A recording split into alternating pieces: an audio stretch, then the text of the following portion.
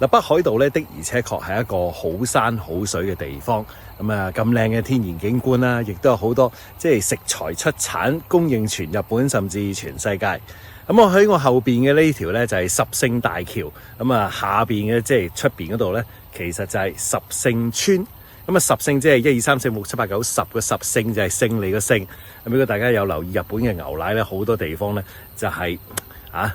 源自十勝呢個地方嘅。咁啊，所以今次咧，韓叔亦都特登挑選咗十勝村隔離嘅呢一間溫泉旅館咧，嚟到嘆下世界，休息一下噶噃。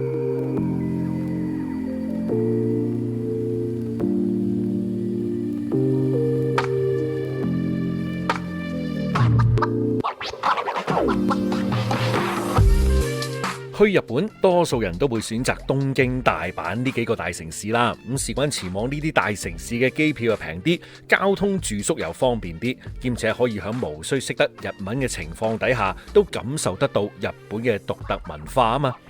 嗱，日元貶值嘅同時，亦都吸引更多嘅海外遊客嚟到日本，令到好多旅遊景點咧都非常擠迫。所以今次韓叔嘅日本之旅呢，我哋就選擇自駕遊，仲要特登嚟到北海道東面，即係道東地區嘅大廣市咧，尋找一個可以俾大家舒舒服服享受二人世界情人樂，或者享受家庭天倫之樂嘅多個特色地點。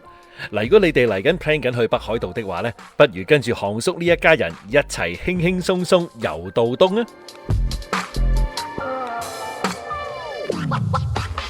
先前都出過片同大家研究喺日本租架小型車究竟搞唔搞得掂嘅呢？嗱，大家有興趣的話，不妨點擊上面嘅連結翻去參考一下。嗱，今次韓叔嘅北海道之旅全長7日，除咗話響札幌市內觀光之外，其中幾日就特登揸車去到道東地區嘅大廣市嘅十勝村溫泉嗰度開始我哋嘅旅程噶噃。嗱，溫泉酒店咧，全日本好多地方都有啊，咁但係我覺得咧，真係真心中意咧北海道嘅呢一笪地方。因為咧始終空間大好多，咁同埋咧即係遊客嘅數量就冇東京啊、大阪啊，甚至福岡啊、名古屋咁墟冚，咁所以咧你喺度慢慢生活，尤其是嚟到呢啲咁嘅埠仔，享受一下呢啲咁簡單嘅溫泉樂咧，我覺得其實係一個非常之好嘅地方嚟嘅。十勝村由道東嘅十勝岳開始沿東流入太平洋。嗱，整個流域係北海道嘅第2大河流，途經嘅地方咧有不少嘅牧場，咁所以日本有好多著名嘅牛奶啦，同埋奶類製品咧，都係標榜以十勝村作為佢哋嘅出產地嘅。而我哋就選擇咗位於十勝村旁邊嘅十勝村溫泉第一酒店，作為揸咗3個幾鐘頭長途車之後嘅第一個落腳點。酒店分為豆陽亭同埋豐洲亭兩邊。嗱，豐洲亭主打房間裏邊嘅私人豪華風呂啦，而豆陽亭則係傳統嘅日式旅館裝潢。嗱，我哋一泊二食，即係1晚酒店再加2餐，嗱，包括響宴會廳嘅晚餐任食啦，同埋自助早餐。而我哋亦都特登比貴少少去揀咗一間面對十勝村嘅房間。嗱，經日本旅遊網站樂天嚟到預訂咧，2024年暑假每人係21,000幾yen，一家4口夾埋都8萬幾9萬yen噶。嚟得一啲叫做有規模同埋包食用嘅酒店旅館咧，呢個價錢咧算係 OK 噶啦。而我哋食飯之前，亦都趁住日落走咗出去十勝村嘅岸邊，同埋後邊嘅十勝村中央大橋下邊散下步。嗱，酒店設施除咗有露天大浴場之外咧，成晚個焦點就一定係佢哋嘅晚餐啦。嗱，當中包括任食嘅十勝牛肉 Sukiyaki， 亦都可以自製苦飯啦，同埋有各式各樣嘅北海道美食美酒，全部任食任飲嘅。好啦，第二朝早當然就要浸多個溫泉，再食埋個靚早餐之後呢，我哋就直接揸車大約1個鐘頭，就前往大廣市北面嘅大雪山國家公園入邊，嚟到尋找一個北海道另類嘅情人觀光景點啊！嗱，點解呢個叫做情人嘅觀光景點呢？因為之前有日本電視台做過特輯，挑選北海道10個值得情人拍住拖去嘅地方，而呢條 Toroco 鐵路更加係榜上有名嘅添。我我哋揸車穿過深山，橫越大壩，終於嚟到呢個完全唔起眼嘅停車場。嗱，其實咧，大家認住呢架 van 仔上邊綠色嗰條 banner 嗰度就係噶啦。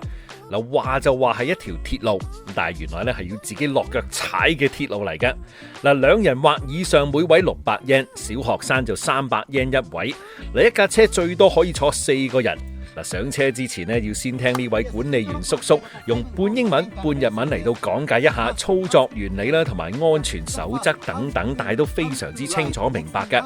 然後大家呢就可以逐一上車，開始呢一個另類鐵路之旅噶啦。嗱，呢條鐵路咧原本真係有火車行噶，只不過隨住鐵路服務廢除之後咧，一班義工就將其中嘅500米改變成為呢條自己踩嘅觀光鐵路，去程500，來回500，全程夾埋咧就等於1公里噶。遊覽深山有好多個方式，但係咧其中呢一個方式咧可以話係比較用力啲，但係咧又可以睇到多啲噶，咁就係踩呢啲咁嘅單車鐵路啊！哇，冇氣講啊，上緊山。正如先前嗰位管理員叔叔解釋，去程落車啊比較容易啊，回程翻上山幾辛苦都話唔辛苦啦。嗱，由於森林兩邊響春夏秋冬嘅景色各有不同，所以就被評為北海道10大拍拖勝地其中之一咧，就係咁解啦。好啦，玩完呢個咁溫馨浪漫嘅單車鐵路之旅過後呢，我哋就繼續同大家尋找幸福咧，落翻去大廣市南邊一個都係被廢棄咗嘅車站。嗱，呢度自1987年之後呢，就再冇火車行駛，但係就因為1973年都係因為經過電視節目介紹呢而一炮而紅，吸引咗大批遊客慕名而來嘅。嗱，當局更加響呢度設立咗一個公園，俾各位旅客嚟到呢一個車站追尋幸福㗎噃。大家一場嚟到呢個幸福火車站呢，當然要購買一張由幸福站出發嘅車飛啦，然後寫上期望啊或者祝福，再貼響呢個車站嘅小屋當中。嗱，同一時間亦都可以好似我咁買多幾張由幸福站出發嘅車飛，拎翻嚟屋企，將呢一份幸福咧分享俾其他人都得噶噃。嗱，呢一張車票上邊咧係寫住由幸福站開往外國站嘅。嗱，大家千祈唔好誤會呢個外國呢，其實係解作愛之國度咁解嘅。嗱，我哋順帶去埋呢個外國站。嗱，不過比起幸福站呢，就少人好多啦。始終好多人第一個願望都係想追尋幸福噶嘛。好啦，今集北海道嘅道東浪漫之旅暫時嚟到呢一度。嗱，下一集呢，韓叔將會同大家去到大廣市附近尋找好多隱世嘅美食泉源噶噃。想知道係邊幾間食店同埋其他世界各地嘅旅遊資訊啊、飛機同埋鐵路開箱片段的話呢，麻煩各位記得訂閱、分享同埋有興趣的話呢，記得響下邊留言咯噃。我哋下集再見啦！